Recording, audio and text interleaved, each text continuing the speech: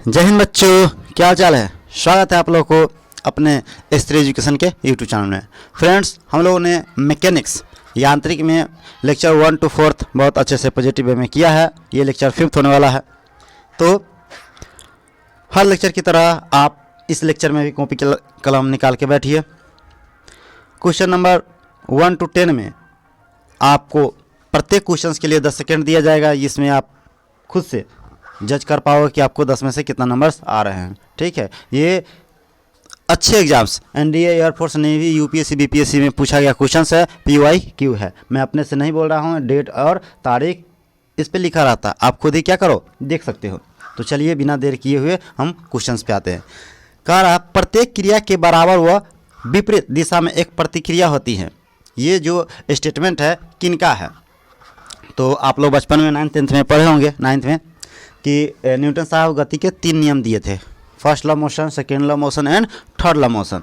ठीक है, तो ये गति के किसके नियम के हैं? तृतीय नियम, third law motion. According to third law motion every action is opposite reaction. Okay, चलिए नेक्स्ट क्वेश्चन देख लीजिए। जल में तैरना न्यूटन के गति के किस नियम के कारण है? अब देखिए, वाटर में हम क्या करते हैं, स्विमिंग करते हैं, तो ये थर्ड लॉ मोशन ऑफकोर्स काम करेगा इस पर। बिकॉज हम लोग क्या करते हैं, जो वाटर है, जल है, उस पर क्या करते हैं, फोर्स एक्सपीरियंस करते हैं। उसको क्या करते हैं हम लोग, पीछे की ओर धक्का देते हैं, पुश करते हैं, और वो क्या करता है, हम लोग को पुल करता है, आगे की ओर क्या करता है, धकेल देता है पानी। तो देख लीजिए, टिक लगाइए आप, थर्ड लॉ नियम। चलिए, कोई पिंड जब तक विराम अवस्था में ही बना रहेगा जब तक उस पर कहीं बाह्य बल कार्य ही करता रहेगा। यह कथन किसका है? देखिए, ये बोल रहा है इनर्शिया, है ना, लॉ ऑफ इनर्शिया को डिफाइन कर रहा है कि जब तक कोई वस्तु विराम अवस्था में है तो विराम अवस्था में तब तक बना रहेगा जब तक उस पर कोई क्या करेगा, बाह्य बल एक्सपीरियंस ना करेगा। ये स्टेटमेंट किनका है? ठीक है, ये पूछ रहा है ये स्टेटमेंट किनका है? तो न्यूटन साहब के। न्यूटन के प्रथम गति के नियम के अनुसार कोई वस्तु विराम अवस्था में है तो तब तक विराम अवस्था में रहना चाहता है जब तक उस पर कोई बाह्य बल न लगाया जाए। अनटिल और unless the object will be in rest. ठीक है, जब तक हम कोई उस पर बाहरी फोर्स न लगाए। ठीक है, तो ये ऑप्शन हो गया ए। आगे चलिए, देखिए SSC 2014 में क्वेश्चन पूछा गया है कि बल की परिभाषा को किसके आधार पर व्याख्या की जाती है? हमने बताया पहला, जो बल की परिभाषा है गति किस नियम से मिलता है? फर्स्ट नियम से। देखिए, हम इस पे थोड़ा हम एक्सप्लेन कर देता हूँ। और बल के जो परिभाषा है गति के प्रथम नियम से मिलता है, लेकिन बल का जो कहेगा व्यंजक ना, तो थर्ड लॉ मोशन से मिलता है। देखिए, एफ है, सपोज कि ये एफ है। ठीक है, एफ को डिनोट करते हैं फोर्स से। एफ डायरेक्टली प्रोपोर्शनल होता है किसके? मास के। किसी ऑब्जेक्ट का मास जितना होगा ना उस पर उतना ही बल लगेगा। और एफ डायरेक्टली प्रोपोर्शनल होता है किसके? ए क्या है सर जी? एक्सीलरेशन है।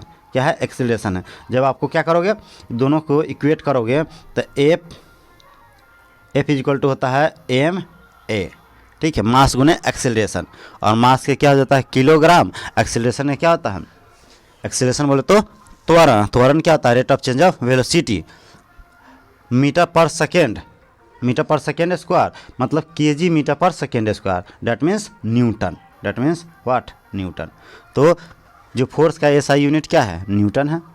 तो बल की जो परिभाषा मिलता है ना, न्यूटन्स फर्स्ट लॉ मोशन के अनुसार होता है, न्यूटन के प्रथम गति नियम के अनुसार। ठीक है, और ये जो इक्वेशन हम लोग अभी क्या किए हैं, डील किए हैं, ये इक्वेशन बताता है न्यूटन के सेकेंड लॉ मोशन के। फोर्स को क्या करता है? व्यंजक देता है, न्यूमेरिकल वैल्यू देता है। चलिए आगे देखते हैं।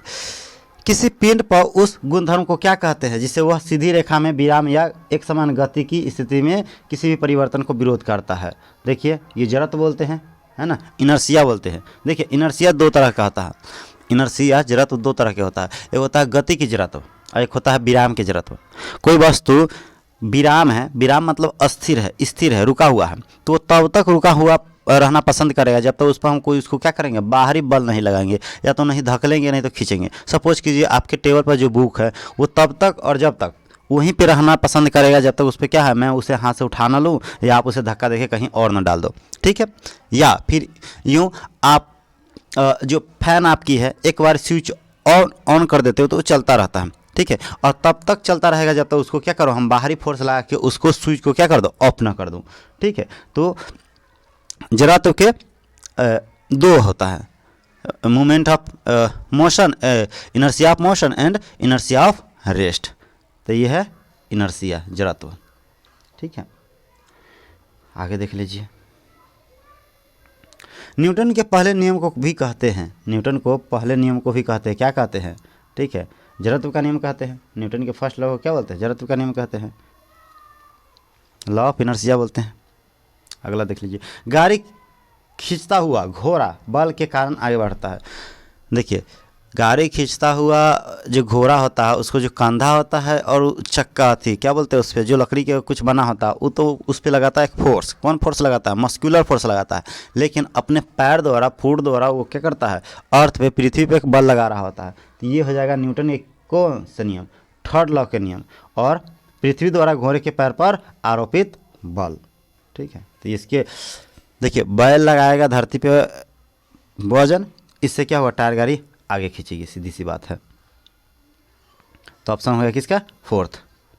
देख लीजिए अगला क्वेश्चन, ये देखिए एनडीए नेशनल डिफेंस एकेडमी में क्वेश्चन पूछा गया है 2011 में कि चलती हुई बस जब अचानक ब्रेक लगाती है उसमें बैठे हुए यात्री आगे की ओर, आगे की दिशा में गिरते हैं, इसको किसके द्वारा समझाया जा सकता है? देखिए, दो तरह के क्वेश्चन है। आप बाइक पे भी एक्सपीरियंस कर सकते हो, बस में भी एक्सपीरियंस कर सकते हो। यदि बस गाड़ी आपकी कार रेस्ट में है, ठीक है, या घोड़ा जो भी रेस्ट में है, तो आप ठीक ठाक है। आप घोड़ा के साथ या बैल के साथ या किसके साथ, जिस पे बैठे हो, बस, कार या बाइक, उसके साथ रेस्ट में हो। जब वो अचानक चलना शुरू करता है ना, तो वो क्या होता है, आपका बॉडी ना रेस्ट में ही रहना चाहता है, लेकिन वो मोशन में हो जाता है। इसलिए आप क्या करोगे, पीछे की ओर क्या करोगे, पीछे की ओर उलटना, लोकल भाषा में ही बोलते हैं, पीछे की ओर उलट जाओगे। लेकिन जब मोशन में हो जाएगा तो आपका बॉडी किसी भी ऑब्जेक्ट के साथ मोशन में हो जाएगा, जिस पे आप सवारी कर रहे हो, जिस पे क्या कर रहे हो, राइडिंग कर रहे हो। ठीक है, लेकिन वो जब अचानक से ब्रेक मारेगा ना, तो क्या करोगे आप ना, आगे की ओर क्या करोगे, झुक जाओगे। ठीक है, तो ये बताइए, कार चलती हुई बस जब अचानक ब्रेक लगाती है उसमें बैठे हुए यात्री आगे की दिशा में गिरते हैं, इसके द्वारा समझाया जा सकता है। किसके द्वारा समझाया जाता है? तो न्यूटन के प्रथम नियम, फर्स्ट लॉ ऑफ मोशन।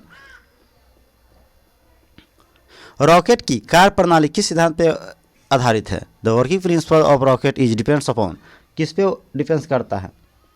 तो न्यूटन के थर्ड लॉ मोशन। नीचे से जो क्या होता है, लिक्विड होता है, प्रोपेल होता है, उसका नीचे फोर्स लगाता है, जिसको आप लोग देखते होंगे। जब रॉकेट क्या होता है, लॉन्च होता है, तो उसमें से कुछ निकलता रहता है, धुआं टाइप के, फॉग टाइप के। ठीक है, वो नीचे क्या करता है, फोर्स लगाता है, और उसको अपोजिट में एक फोर्स लगता है, जिससे क्या करता है, रॉकेट अंतरिक्ष में, स्पेस में ट्रेवल करता है। देख लीजिए अगला क्वेश्चन कि अश्व यदि एकाएक चलना प्रारंभ कर दे तो अश्वरोही को गिरने की आशंका का कारण है। चलिए, बच्चा से कमेंट में ज़रूर बताइए कि अश्वरोही क्या होता है। ये सब शुद्ध हिंदी वर्ड है। अश्वरोही मतलब होता है हॉर्स राइडर। ठीक है, जो हॉर्स को क्या करता, चलाता है, घोड़ा के चलाता है, उसे अश्वरोही कहते हैं। ठीक, तो ये बताइए, यदि अश्व एकाएक चलना प्रारंभ कर दे तो अश्वरोही गिरने की आशंका का कारण है। जड़त्व अघूर्ण, द्रव्यांश संरक्षण, विराम जड़त्व, गति के तीसरा नियम, विश्राम जड़त्व। ठीक है, रेस्ट ऑफ इनर्शिया हम पहले एक्सप्लेन के लिए। चलिए, तो ये वीडियो कैसा लगा, ख़त्म हो गया। आप बताइए कमेंट में कि 10 में से कितना आपको आ रहा है। ठीक है, और इसी तरह के सेट के लिए आप लोग जुड़े रहिए, लाइक कीजिए, कमेंट कीजिए, सब्सक्राइब कीजिए। वीडियोज बनाने में थोड़ा मेहनत लगता है। मिलते हैं अगले वीडियो में। जय हिंद।